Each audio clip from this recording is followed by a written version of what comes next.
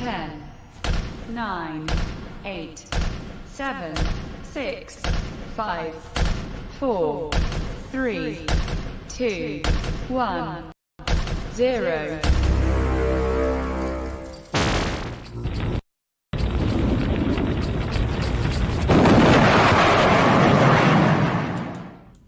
Hello, everybody. I hope everyone is well. This is Michael Voss, the Dragon of the Southern Tier. Hope you're enjoying yourselves and happy to be here with me. I'm happy to be here with you. I appreciate and thank each and every one of you for being here with me. You guys are what make it all worthwhile. And I always mean that. It's absolutely true. It's the only reason why I do this week after week for 12 years now. It's because you guys matter. Now, I wanted to talk a little bit about something that I've been seeing, and I put a poll out. You should see it on Facebook. I've just been seeing a lot of people talking about kids at 16 being able to vote, and I've been meaning to talk about this for a little while, but I just haven't had a chance to get to it. So I wanted to do that.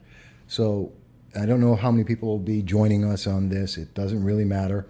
I just want to have this conversation, and please, I'm looking at the comments. Chime in. It's a conversation for all of us because it affects everyone.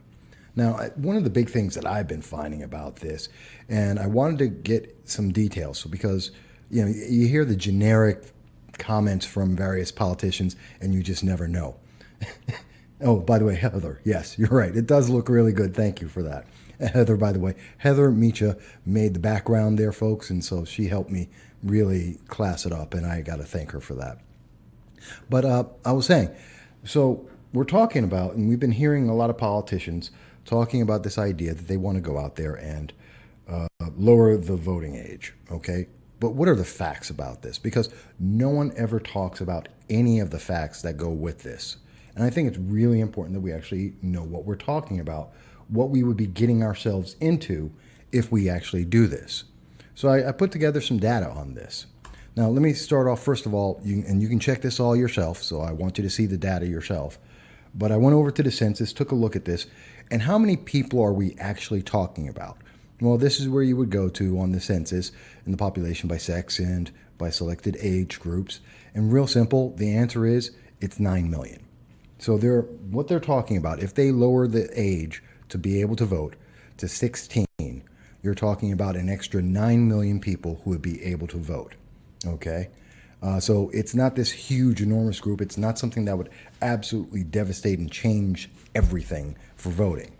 Something else that's important to know about that is that, and I want to get this up, something else to know about that is if you looked at the age of your average voter, or actually looked at how people vote, now, a lot of people want to talk about there's more millennials that are voting now than ever before, and that's true.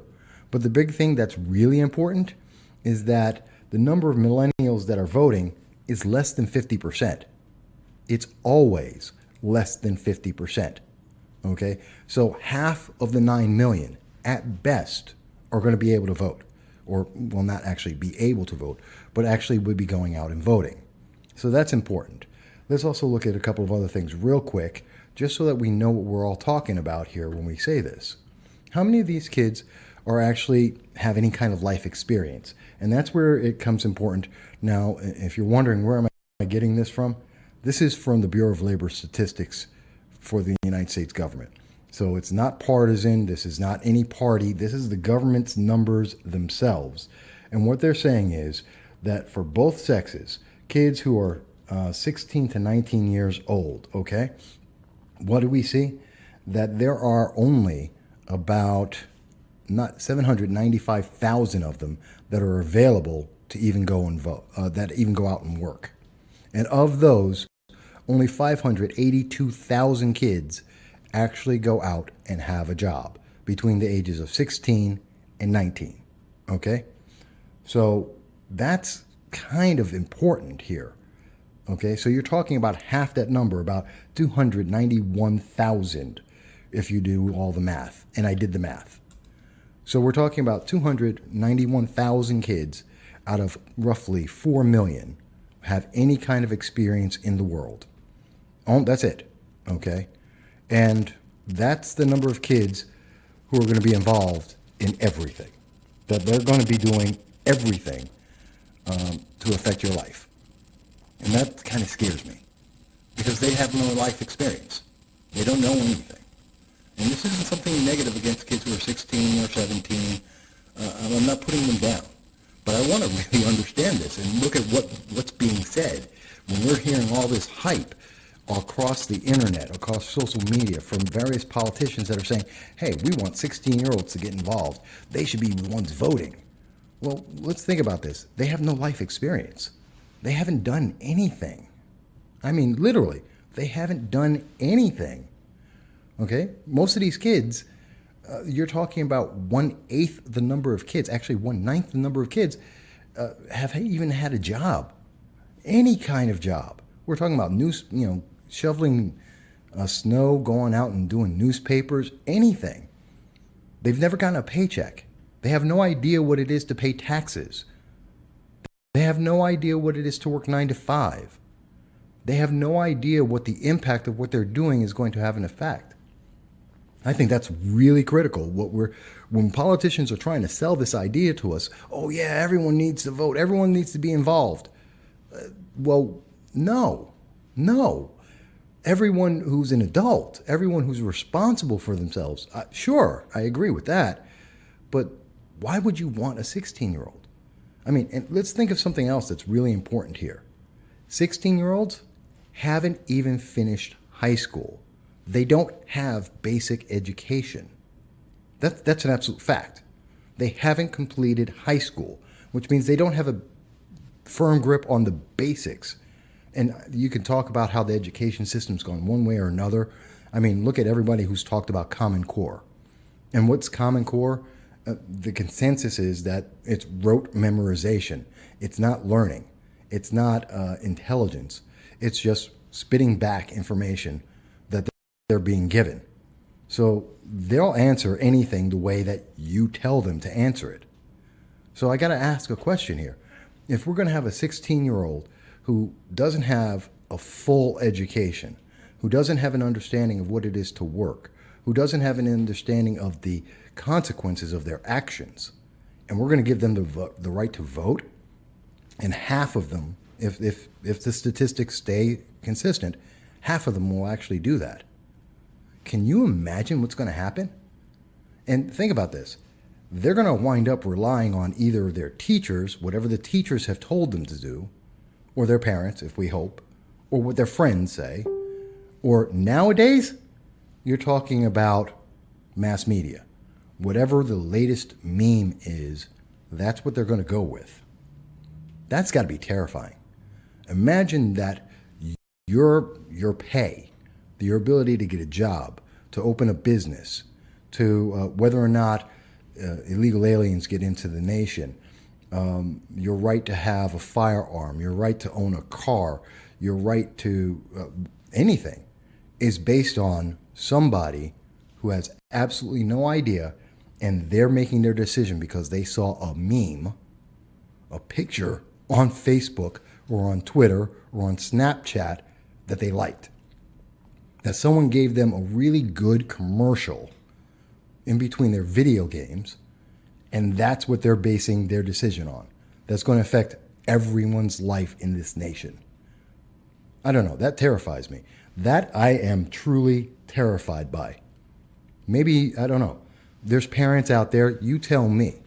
You tell me what you think about that. Do you think your kids are mature enough and capable enough to make a vote? And I have to tell you, this is a question that's coming from the very same people who are telling us the kids aren't old enough or mature enough. Yeah, it's a bit surprising, isn't it, that a state like... Who aren't old enough or mature enough to be able to own a firearm.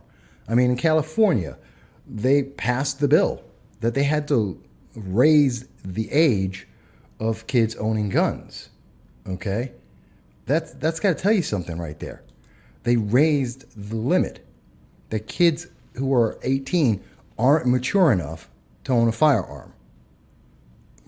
You got to wonder about this. If they're not old enough to own a firearm and be responsible for that, they're not old enough to have a driver's license on their own. They have a provisional driver's license.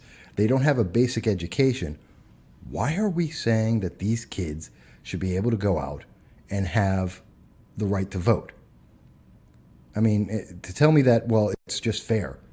You got to be kidding me. Besides the fact that life isn't fair, it's not even smart.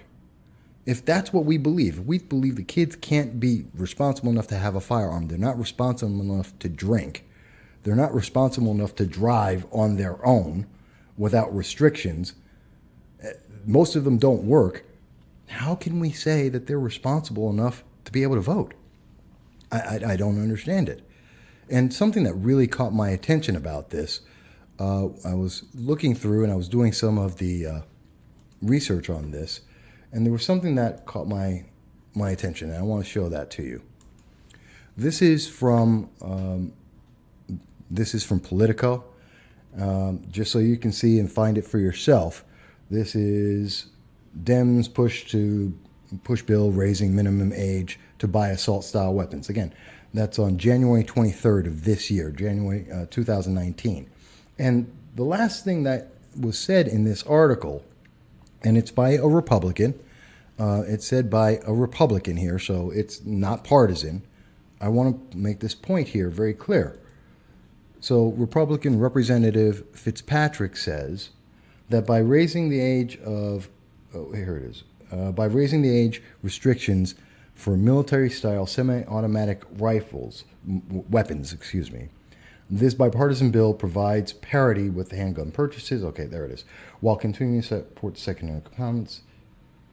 Okay, there it is. While continuing to support Second Amendment rights, this Congress can take meaningful action to protect our children and keep our communities safe.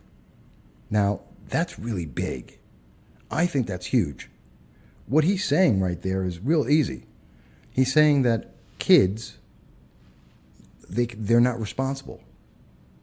16-year-olds. He's saying that about 18-year-olds. 18-year-olds aren't responsible.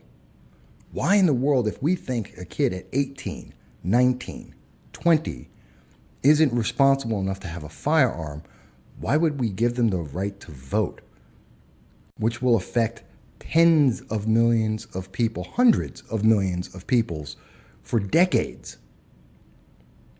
That is huge. That is important. That's massively important. And I think that's more dangerous than owning a firearm. You put one good or one bad, you put one bad politician in as president or into Congress or any part of our government, even at the local level. At the local level, you can imagine, think about what your taxes or your property taxes are going to be like. Imagine what it's going to be like for someone who doesn't pay property taxes and has no idea what that is. Someone who's willing to fund anything because some politician said, hey, why not? They have a good slogan. They have a good picture. Maybe they play video games too. I mean, what's the criteria? I don't know. And maybe there's a 16-year-old or 17-year-old that's watching this right now, and you can tell me, because I'm listening on Facebook, tell me, you think that I'm being unfair?